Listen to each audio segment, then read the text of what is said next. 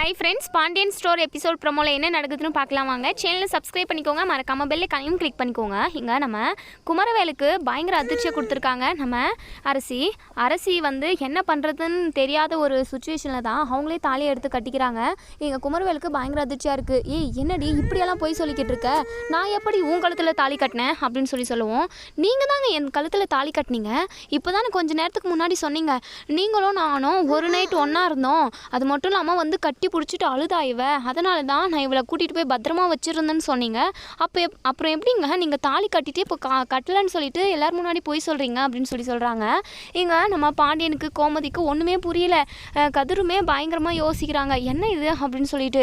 எங்கள் முத்துவேலுக்கும் சக்திவேலுக்கும் பயங்கர அதிர்ச்சியாக தான் இருக்குது. இருந்தாலும் முத்துவேலுக்கு பயங்கர கோவம் வருது குமரவேலு மேலே.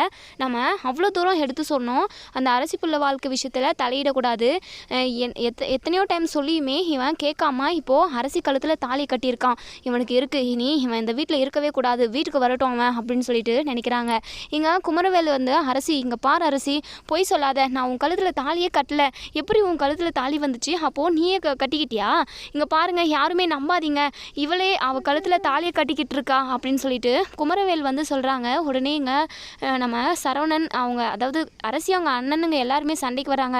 டேய் என்னடா இப்படி விளையாடுற என் தங்கச்சி வாழ்க்கையில், நீயே தாலியை கட்டிட்டு கட்டலன்னு சொல்லிட்டு போய் சொல்கிறியா, ஃபஸ்ட்டு என் தங்கச்சியை கூட்டிகிட்டு போனதுக்கே உன்னை உயிரோடு வச்சிருக்க மாட்டோம், அவள் கழுத்தில் தாலி ஏறிடுச்சுன்றதுக்காக தான் நாங்கள் இப்போது சைலண்ட்டாக இருக்கோன்ற மாதிரி சொல்லுவோம். உடனே உமையால் வந்து என்ன நடக்குதுங்க, இப்போது என் பையன் வாழ்க்கைக்கு என்ன பதில் சொல்ல போகிறீங்க, உங்களை நம்பி தானே நாங்கள் எவ்வளவோ ஏற்பாடு பண்ணி வச்சுட்டு வந்தோம், இப்போது என் பையன் இப்படி மனசொடிஞ்சு போயிருக்கானே, எல்லாமே உங்களால் தான், பொண்ணு லவ் பண்ணுதா இல்லையா, பொண்ணுக்கு விருப்பமாக என்ன ஏதுன்னு சொல்லிட்டு கேட்டுட்டு தானே நீங்கள் கல்யாண ஏற்பாடே பண்ணியிருக்கணும், இப்போ உங்கள் பொண்ணு பாட்டுக்கு போயிட்டு எவனையோ ஒருத்தனை இழுத்துட்டு வந்து கல்யாணம் பண்ணிக்கிட்டா, இப்போது என் பையன் வாழ்க்கை என்ன ஆகுறது, கொஞ்சம் கூட என் பையன் வாழ்க்கையை நீங்கள் யாருமே நினச்சி பார்க்கல, இல்லை எங்களை பார்த்தா என்ன உங்களுக்கு முட்டாள் மாதிரி தெரியுதா, உங்களை யாரையுமே சும்மா விட மாட்டேன், உங்கள் எல்லாரையுமே கேஸ் கொடுத்து ஸ்டேஷனுக்கு தள்ளிட்டு போகிறேன், இருங்க உங்களை ஸ்டேஷனில் போயிட்டு ஜெயிலுக்குள்ளே தள்ளுறேன், அப்போ தான் என் மனசு நிம்மதியாக இருக்கும், என் பையன் பாவம் எவ்வளோ படிச்சிருக்கான், எவ்வளோ பெரிய வேலையில் இருக்கான், போயும் உங்கள் வீட்டில் பொண்ணு எடுக்கத்தான் பாரு,